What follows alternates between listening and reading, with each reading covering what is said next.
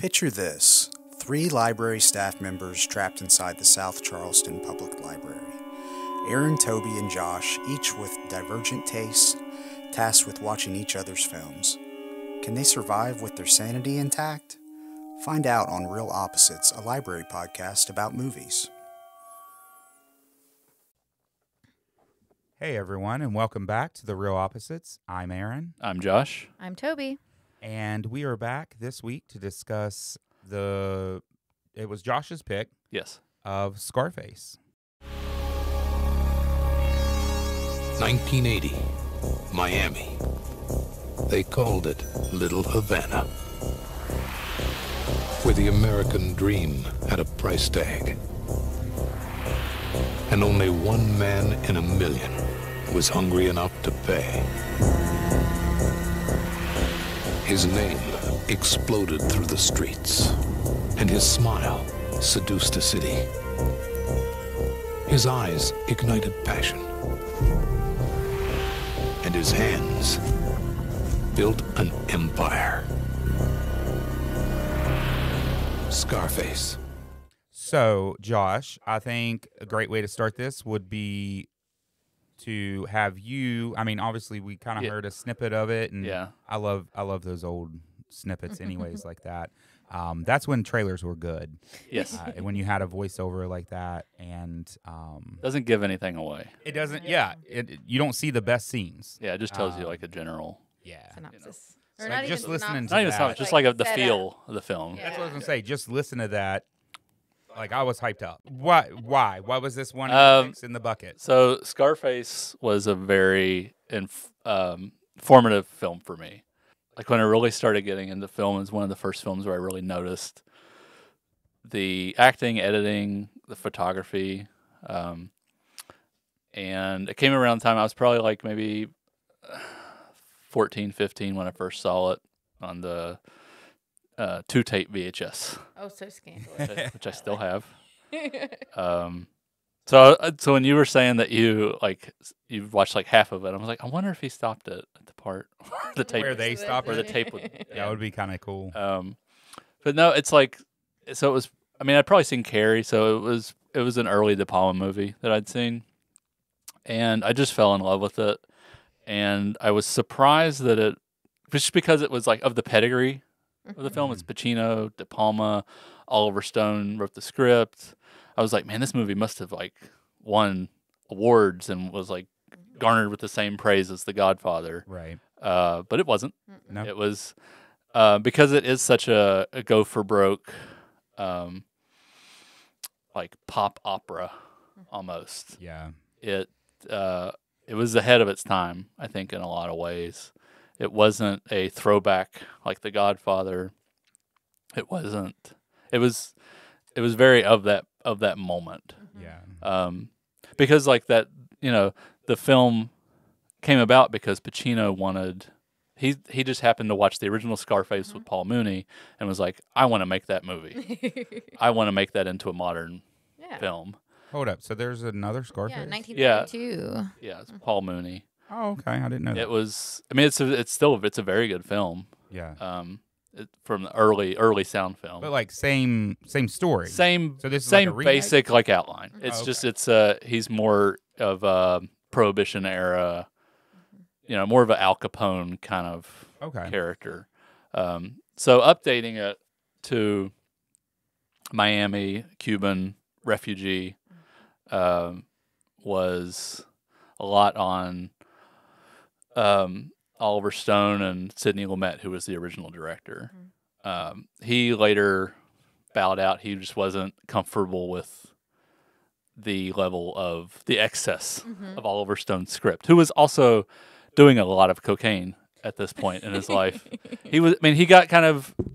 So Oliver Stone's almost like an investigative journalist when he writes a script. Like he'll really get really invested in whatever he's writing about. So he got really close to Cuban drug dealers in Miami. Okay. Yeah, That could be something. Yeah. And was on cocaine. And he had to actually fly to Paris to finish the script because he had to like get away from it to get some perspective. But he came back with the script. Sidney Lumet was not Sidney Lumet was the director of like 12 Angry Men, Dog Day Afternoon. He's, very famous director. He wasn't comfortable with the language, the violence, the excess of the whole film, so he bowed out. And they brought in Brian De Palma, who is very comfortable with all of those things. And it's not a typical De Palma film. No. In the sense that he's not operating in this thriller Hitchcockian mode that he's very comfortable with in stuff like Blowout or Dress to Kill or Body Double. But like he does bring that, like, sorry, I don't mean to interrupt, but No, he does bring like that through line of like suspense. Yeah, right? yeah. I mean, like there's sequences of sustained, like the chainsaw and the hotel sequence, the club sequence, which is like as soon as like, you strap in, it's like, oh my god. Yeah, something's going down. Yeah. And I love that set in particular, all the mirrors in the club. That's like a 20-minute sequence probably.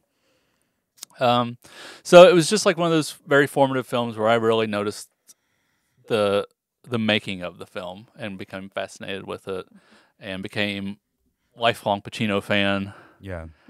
Based on this. And it's just like as much as terrible as Tony is, he is who he is. Right. He is incorruptible. He tells you exactly what he thinks. Right. What his plans are. There is no facade of, and that's really appealing. Yeah. And I think that's a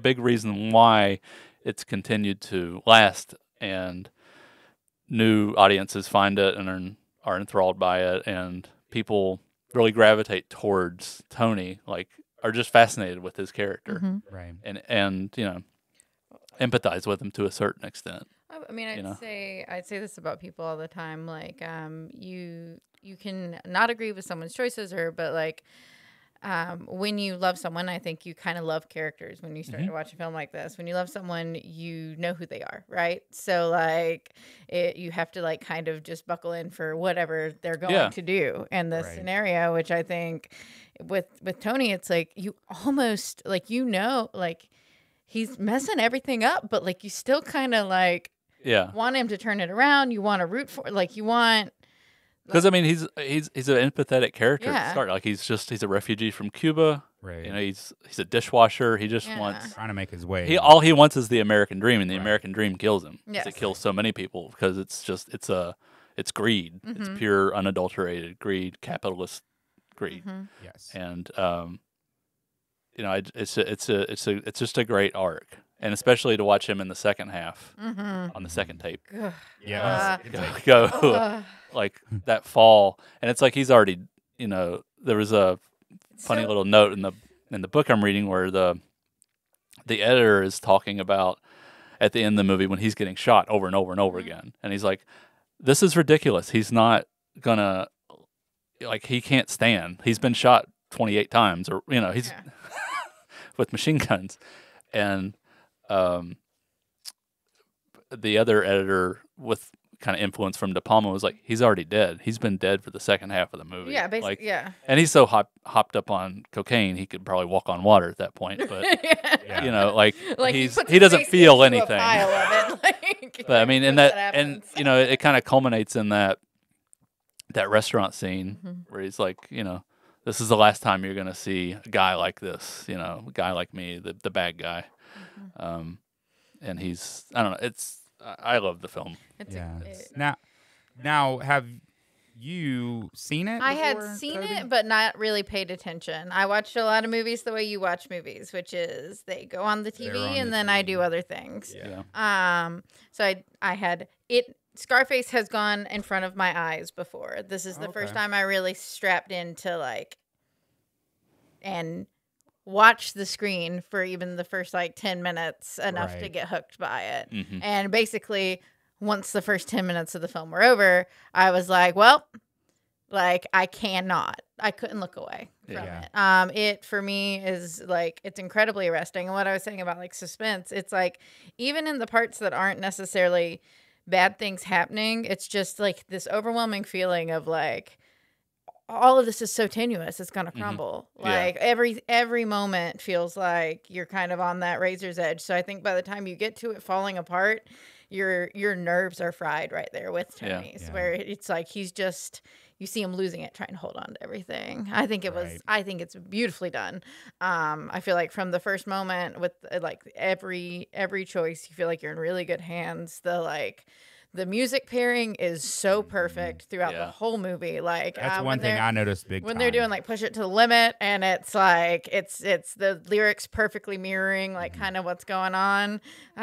There's a bunch of like really beautiful like almost music video-esque moments that I love. I mean, this was coming around at the time MTV was just starting to come out, and Giorgio Moroder, who did the score, he worked with Donna Summer a lot. He was really like especially early 80s from Midnight Express, probably through to the late 80s. Like he was like, if you wanted a synthesizer score, he was your guy. And I was gonna say the score almost has this horror movie feel. It's got this like, really haunting like synth to it that like really, and that's what I was saying about like the suspense is like the music really like that haunting like synth makes it feel like there's something coming. And in this case, it's not a villain. It's not it's the nature of the machine is coming out to like really to eventually tear down Tony.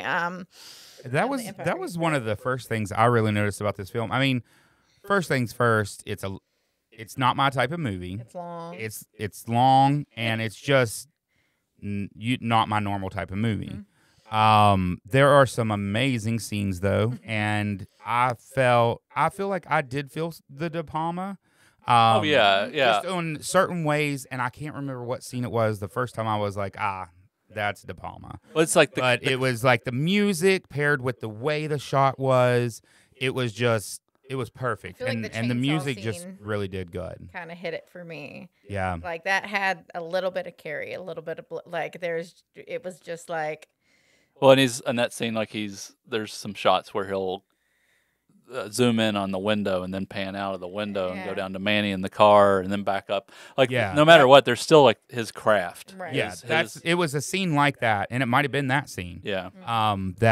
Because they were like focusing on the background at the same time, and then the music paired with it, and I could remember from Blowout, those were the things I liked about Blowout. Yeah, it just keeps ratcheting. So I was excited to like see that. Yeah, and it's so deliciously violent. The fact that like there's this very slow camera push on Al Pacino's face. Yeah, when his friends being like cut apart, and it's like there's something so much better about actually seeing that and the blood spraying on him and him like kind of catatonic, kind of falling to the shower, like almost giving up. It's so much worse than what if they had shot.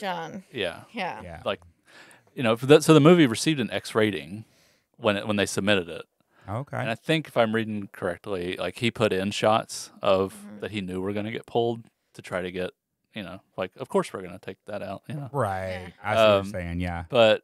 Yeah, they still gave him an X rating even when he pulled it all out, and they had to appeal, and he didn't cut anything. So like they eventually cut it down. Like I think they submitted it 3 times, and he was like, "Well, we're just going out with an X," and then Universal was like, "No," and he's like, "Well, then we'll appeal, and we'll go back to my original version." Well, they appealed it with the 3rd version, and then he just released the original anyway, and was like, "They're not gonna know the difference." Yeah, he just they appealed it with the original version, and then they finally gave him an R. Yeah, that's hilarious. But it's I mean, it's so, and it's there's so little violence actually in the film. Yeah, like there's a lot of like gun like especially at the end with there's a lot of gun fights and people get shot, but it's not especially gory, right? And like the chainsaw scene, like all you see is some blood splatter on Tony's face, and the other people get shot. But it's like like when the guy that they're doing the deal with, who's going to chainsaw him, when he like falls out the window and falls down the stairs and is staggering out. There's such even though he doesn't shoot it in like a handheld way, there's such a feeling of verisimilitude about that sequence, which I think is based on a real incident that happened. Like just the way he just like the guy is staggering into the middle of the street and Tony calls to him and he just shoots him straight in the the forehead, and there's a very like it just feels like ooh man. Even though it's not especially gory, it's just like ugh. It feels really close to home. The violence looks real. It does, yeah. It's not. That is for. I feel like that is more off-putting in a way. Like there is no like over the top. Like right. Really, it's not like, over the top violence, but it is realistic. It's realistic violence, yeah. which I think and sometimes scares people a lot. But also, I mean, it's 1983, and we are saying the F word like 170 something times, which I think which is was a probably record. a large amount of the. I totally didn't even notice. I didn't. Well, so I was literally. Because it was. I didn't either. Like, because when it's like how people would talk. Yeah, it's different than if it seems forced. Yeah. So I just didn't notice. I mean, it just rolls off their tongue. Like, yeah. It does. There's so many good lines. It does. I also think generationally we're a little separated from like a time in which like that word was seen as a little more vulgar. Yeah. Like, well, this came out in the Reagan era too, where movies were getting more conservative. Yeah. And this is very not.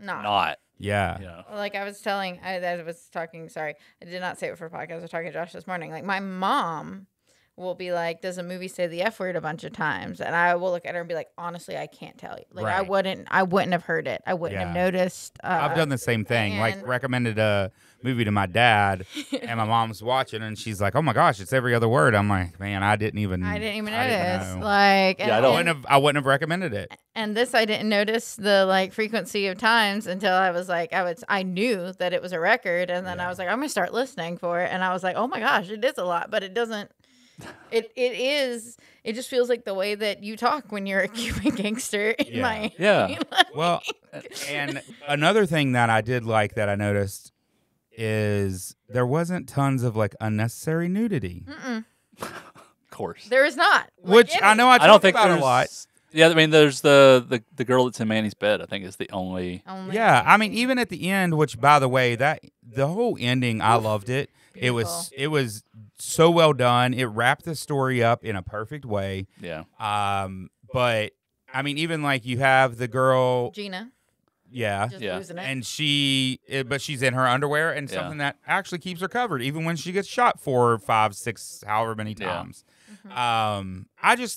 That's my thing, and we know that from many, many episodes. Mm-hmm. I appreciated, especially with it having an R rating and it being a violent movie and dealing with drugs, and usually you get a lot of just random nudity. I loved the fact that it wasn't like that. I feel like they had to make sure she stayed covered in that scene, because at the end of the day, like what she's saying to Tony is so not true and is so like out of like it's his sister. He like the speech Manny gives her is like early on is why Tony is the way he is with her.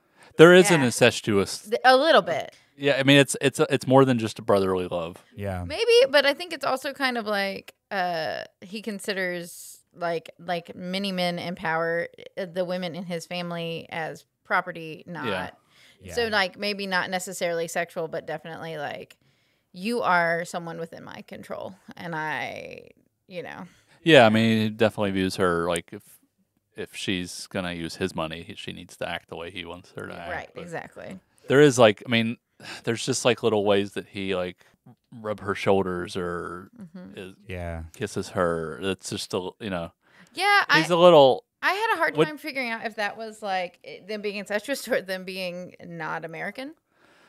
I mean, that's possible. Because like I mean, I have a friend who has like an Italian family and they kiss each other in the face all the time. No, I don't. Yeah, like, no. I mean, there's just like little subtle ways that Tony interacts physically interacts with her. Yeah, and I think it's and I mean the way he just gets that. The way he gets so jealous when she goes in the bathroom with the guy. Yeah, right. It's like that was a little weird. There's some stuff there. Yeah. I think she's great in the movie, Mary Elizabeth Mastrantonio. I mean, everyone's terrific. So I was watching Silence of the Lambs again recently, and it's like you have two, Hannibal and Clarice are incorruptible. Mm-hmm. Like they are the two. Everyone around them is trying to gain leverage on somebody or something, or but they are incorruptible. And I love films like that where you have a character as flawed and gray as they are still hold true to who they are. Right. To their detriment. Yes. And Al Pacino has said that it's one of his favorite characters of all time. Yeah, it's one of the most fun he had to play, I think. And he largely stayed in character throughout the movie. And one of the things I love so much is Manny and Tony's relationship, which they built on because for like a few months before production, Steven Bauer, who plays Manny, and Pacino would meet for breakfast every morning. Oh, that's good. And Steven Bauer is Cuban, Right. and so he helped him with his accent. And he talks about in the book about how that explains why he can dance and Al Pacino apparently cannot. Well, so you remember, so there's one like why his accent is so, and Steven Bauer's like some Cuban people do talk like that. Yeah. Right. He says Tony says in the opening police interrogation that his dad was a Yankee. So he keeps idolizing American figures. Yeah. You know, so there's some of that has creeped into his accent, I feel like. But it's like, and I like that they laid the groundwork for it. He's like, I learned to talk like Humphrey Bogart. Yeah, it just makes sense for his accent. It's not like 100% accurate Cuban accent, which apparently he stayed in throughout production. Yeah. And that's a large part in why the film took so long to make. Is it would take like 7 takes before Pacino was like, he was kind of dictating like when he was like ready for like that was a good take, you know. So sometimes it would go up to 20, 30 takes, which eats up a lot of time, especially for the kind of setups that De Palma does. Like he'll typically do like a longer shot, like the bathtub scene where he's soaking in the bath. Like it's probably like a 2-3 minute shot, and it takes a lot to like make sure the lighting is right for each and consistent, and but you know it took him a while to kind of get in the right pattern, and he'll give you something different each take. You know, he'll do some takes really small, some takes really big. Usually the big ones ended up in the movie just because that's who Tony is.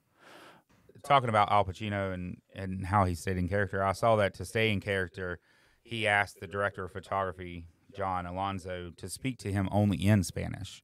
Oh, yeah. So it helped him stay in character a little bit as well.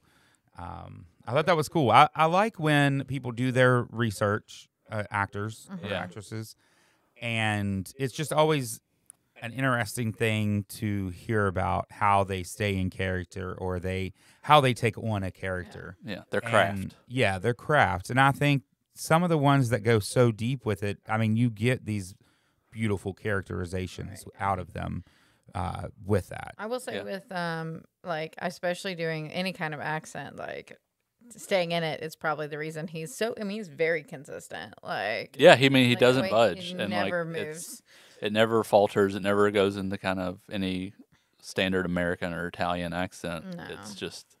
It's Tony the whole way through.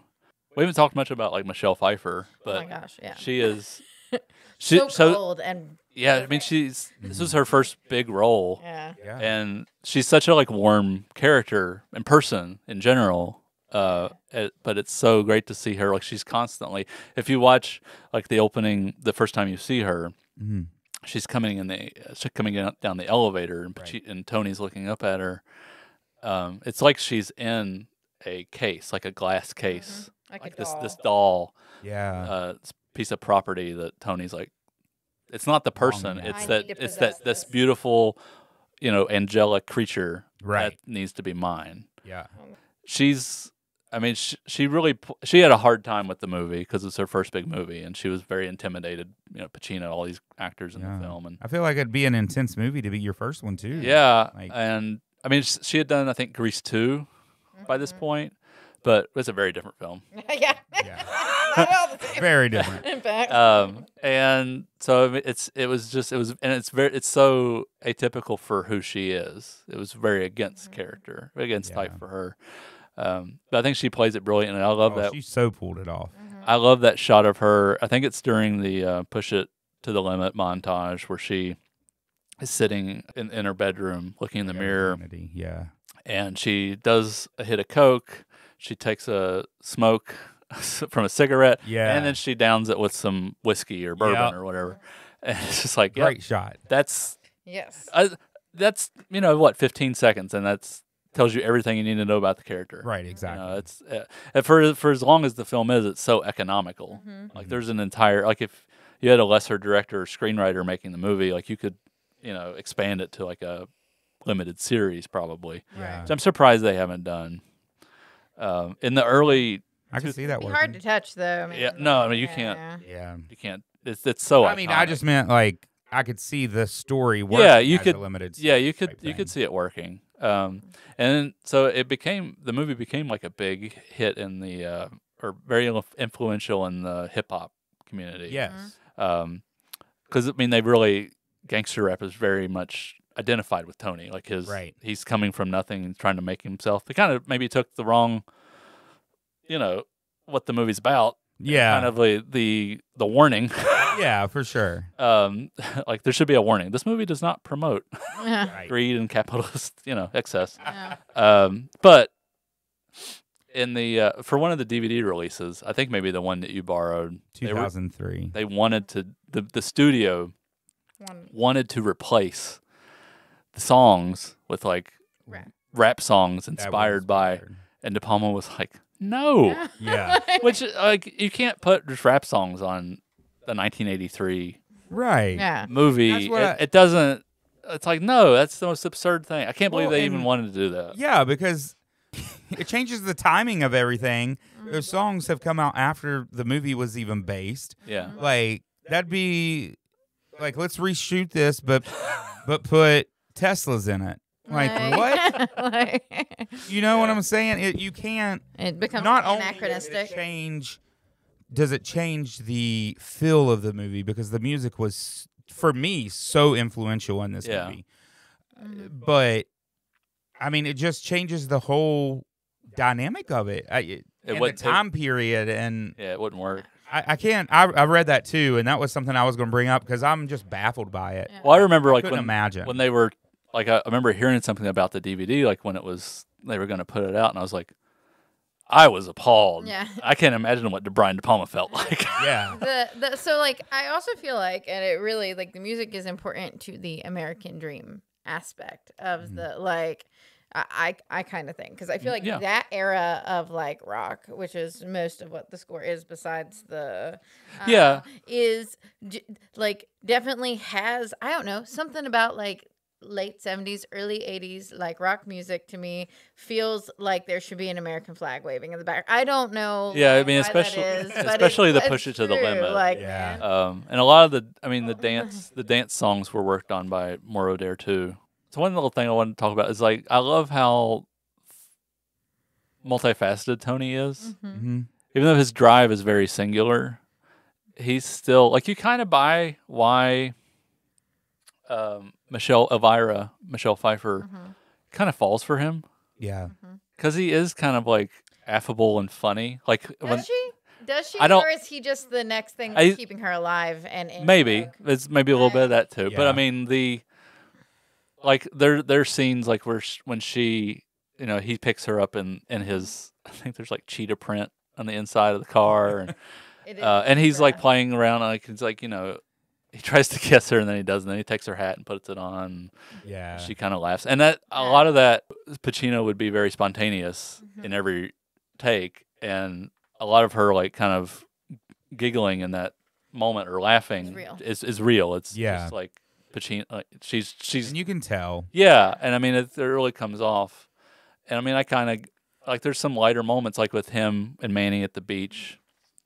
And they're trying to pick up girls, and Manny's like, "I'm gonna go over and talk to this." And then the little kid comes over, and he's like, "Watch this guy. He's gonna stick out his tongue at this lady and see what happens." And she smacks him, and it's a very he's Gives not him personality. Yeah. he's not just a one-dimensional. Yeah. And I feel like they don't do that enough in these kind of like gangster movies. That's what I'm saying. Everything's- Especially in a film like this. Everything's got to be like really heavy and dark, and it's like. No, like if you watch like Scorsese, like Goodfellas or Casino, those movies are so funny. Yeah. And I think the same with Scarface. Like it's very vibrant and colorful, and it's not just. Well, also, like, no criminal is just a criminal all the time. No, Like, they still have family and friends and life. kids. Yeah, and a lot of times that, like, I mean, I think that is what makes this kind of a tragic movie. Like, what makes you, those moments are what make you feel bad for Tony, because you're like, oh, like it's watching. I mean, it's all hubris, right? Like it's a tragic flaw. It's just like you're just watching him be told the rules, break all of them, and you know that whatever grasp, like maybe I think it's like a minute of the movie where the world is actually his. Yeah, I mean they kind of end it. I mean, like where he kills Frank, and then he looks up and the world is yours, and then you kind of cut to him to the push to the limit. Yeah. And then it's paranoid. It's Tony. Oh, yeah. He's gaining too much power, too much money.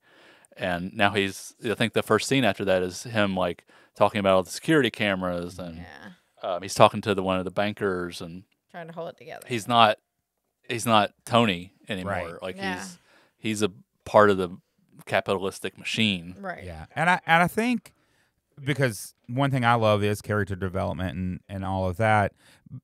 I think in this movie you get that development in Tony, but also just from him being so multifaceted, multidimensional character, it really brings that end. I think that's part of what made the end so great. Because you have the feeling of when he's a human, he's not the worst person in the world. Yeah. As far as the laughing and all, stuff like his friendships, things like that. Yeah. But then you've seen what he's done to other people, so you kind of don't feel bad. But it's a mixed bag of emotions, I feel like, for him. And for me, I loved that they killed him at the end, and the way he died, and coming from literally falling from the stoop or the pedestal that he was on. When he dies, it was just so, for me, like a metaphorical Beautiful type thing. I mean, I just love how that whole sequence is constructed. That the one guy's slowly coming up behind him, right? While he's just taking shot after shot, and then when he shoots him, the slow mo as he, kind of like Christ pose. Yep. Falls. American Jesus falling. Yep. Exactly. Falling far. Once he kills his friend and everything really starts, I could not look away at all, and it's so good. And I thought it was interesting that I read that Spielberg was on hand during the ending, one of the shots, and De Palma let him. He let him set up a couple camera angles. I think. Which I thought that was cool. Yeah, I mean they were all. I mean, there's this whole group of directors like Spielberg, De Palma, Lucas, Coppola. Like they're all really tight. They all came up around the same time. And so I mean Spielberg came in. There's some pictures of him on set. He's got like one of the face masks on, so it looks like, they're shooting a lot and there's debris and everything.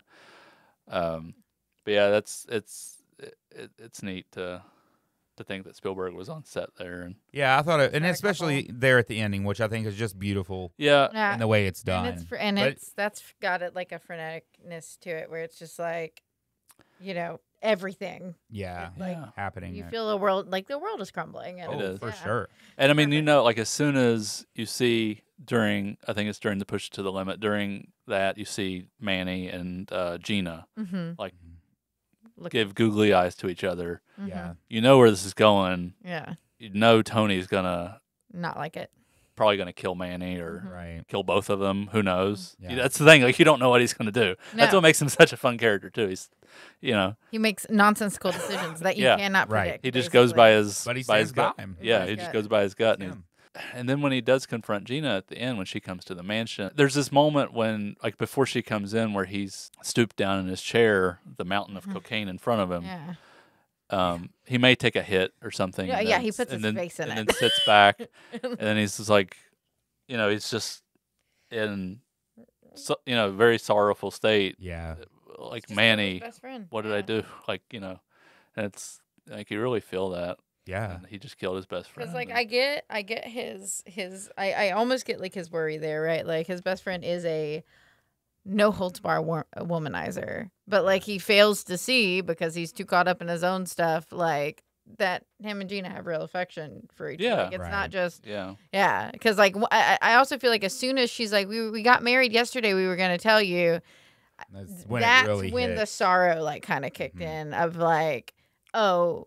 Not only did I, like, I kind of feel like it was like, I thought my best friend was just using my baby sister, but, like, really it was he was in love with her, and he was just too caught up in his whole world, an empire to like see what was happening. He had been doing Manny dirty a little bit there for a bit with like not letting him be involved in the empire. That Manny's the reason he's wasn't still in a detention camp, right? Basically, like. And they were actually going to shoot like a huge sequence. I was reading, which I never heard about. It was in the original script of them in Cuba, and like how they ended up on the boat. Yeah. Oh, okay. But it was deemed too expensive to shoot. But I love those moments where you get as introspective as you can with Tony.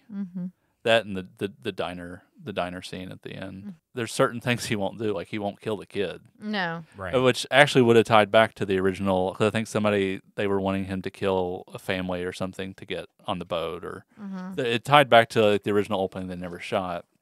And he's just like, I don't kill kids. I don't kill kids. And fun fact, you guys have watched Breaking Bad, right? Yes. That's Hector Salamanca. Hector Salamanca, the guy, the hitman, that they go to New York with to kill the senator, I think. That's Hector, the guy that's in the wheelchair in Breaking Bad. Like. Yeah. That's one of his early film roles. Oh, okay. Yeah. That's kind of cool. Yeah, it's. I never put that together. He looks the same, but it's just you really just you think of him. It's 40 years ago though. So. Yeah, I mean, but you think of him in the wheelchair, and he's got like all the facial tics. Yeah. That it's. He's excellent in Breaking Bad. Like. Oh yeah, he's amazing. It's maybe a good show. It's an amazing show. Old school. That's a show that I put. To the side for so long because I felt like it would be something like this, just something that's not my style. So good. And luckily when I watched it, it was like getting ready to air the last season. So by the time I got to the last season, like it was over. Yeah. And I binged that whole thing. Like Breaking Bad's like meth. So like you get hooked it's on great. It's so good, and it's so like you can't. You really can't put it down. Like I like. Yeah. I watched it as it was coming out, and waiting for the next season of Breaking Bad was horrible. Yeah, because it's just like it was so masterfully crafted, and again, it's like this. It's like watching someone gain the world, and then watching them make bad decision after bad decision until it falls apart. It's also the character development in that movie in that TV show that makes it so good. Yeah. And I recommend it to everybody all the time, but I've recommended it to people that's like, man, movies about drugs and stuff, that's just not my thing. And I'm like, it's not but even that. It's a character film. It's about the characters. So much more. He could replace the drugs with, he could be like a stockbroker. I mean, same thing. Like this, same with the movie and the TV show. This and Breaking Bad, to me, this is a Greek tragedy, right? Like, this is what theater is. This is a man with a tragic flaw that they're gonna lay out how it's going to break, right? And they're gonna be like he gives it's like it is like Oedipus Rex talking to the Oracle of Delphi, right? Like when he's sitting with Frank, and Frank's like, "Here are the rules, buddy." Yeah. He's like, "Yeah, I won't break the," and then it's like, you know that every step he takes is gonna break every rule he was given. Yeah, sounds like you really liked the movie. I really. Yeah, I mean, I had some struggle with paying attention to it. Mm-hmm. Yeah. Just because it is so long, and some of the stuff where it's not my style movie. I'm not really into like, I don't know what this would even be called. Like it's a gangster movie. That's what I was going to call it. Okay. It's just usually not my thing. So I had some struggles watching it, but I mean, the scenes that we've outlined that are just great scenes. I mean, the way it was done was great. Mm-hmm. I think this is a beautiful movie. The music is great. De Palma did a great job, and I felt it through the movie, and the writing is great. That's the thing. It is a great movie. Is it something I would watch over and over again? No. I think I wouldn't mind eventually watching it one more time, just to pull in some of the more stuff I didn't pull in. Yeah, I mean, there's a lot to appreciate. Right. Yeah. But that's the thing. I appreciate this film. I don't know that I can say like, oh, it's one of my favorite films or anything like that. Yeah. But I highly appreciate this film, and where its part in history is it's just I think it's a great movie, just not my style movie. Yeah. Like I think as far as like place in history, like I feel like Scarface is almost like the end of the 1970s. Right. Yes. You had this whole era starting with Bonnie and Clyde where Hollywood was founding and they gave creative freedom to directors. And out of that, you got The Godfather and Jaws and Star Wars, Apocalypse Now, all these great, Taxi Driver. Yeah. And by the time you get to the early 80s, they've had a couple of flops. Heaven's Gate notoriously almost wrecked. Michael Cimino, who made The Deer Hunter a couple years before, which won the Oscar, was one of my favorite movies, and he made this 4 and a half hour, 4 hour cut of Heaven's Gate, which is like this big epic Western, and I think it showed for like a week, and it cost $40 million if I remember. Oh, wow. Back in 1980, That's which is wild. it's like a couple $100 million now. Yeah. And it pretty much wrecked MGM, and they never really recovered. Yeah. And so, like, that was when studios started to be like, well, let's rein back the creative control we're giving. Yeah. But you still had projects that were in development, like Scarface or Blowout, which notoriously bombed. And that's basically one of the reasons he went with Scarface, because it's like, okay, we're making a big gangster film.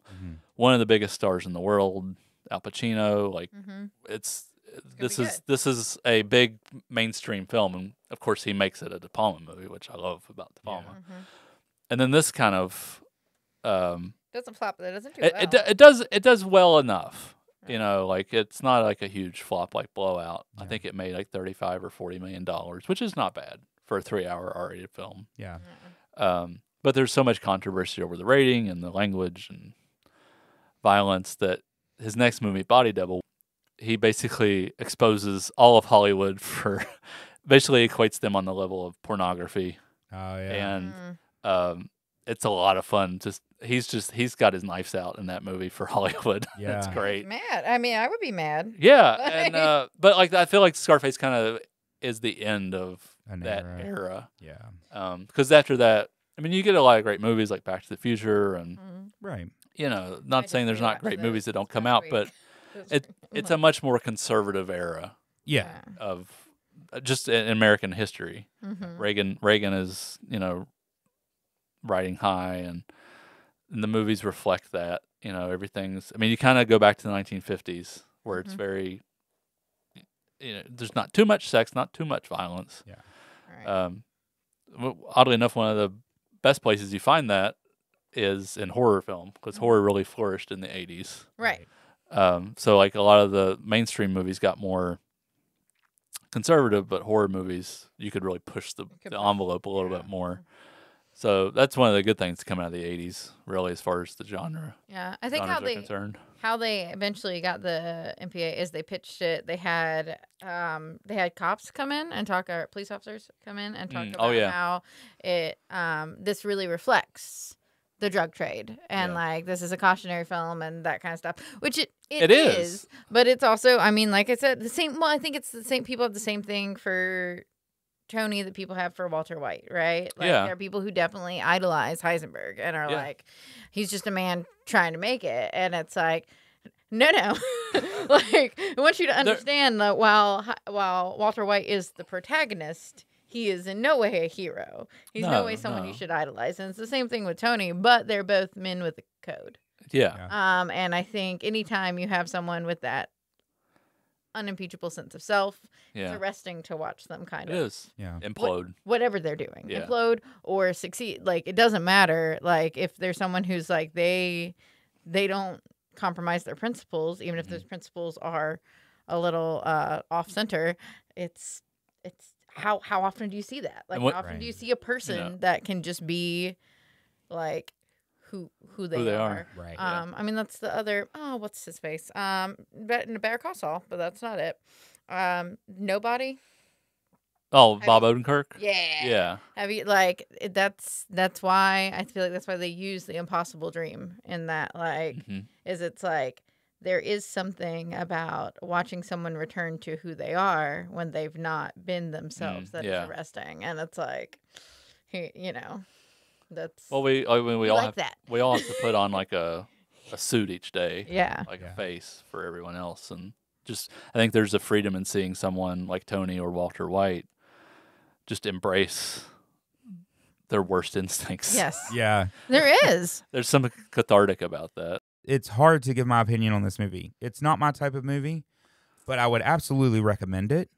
Okay. It earns everything it has. Yeah.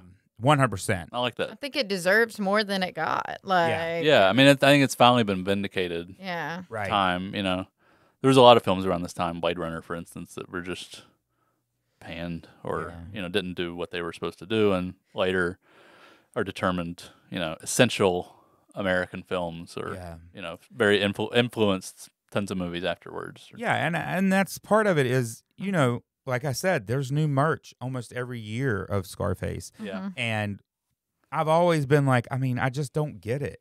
I just now you don't. get it. But now I get it. Yeah.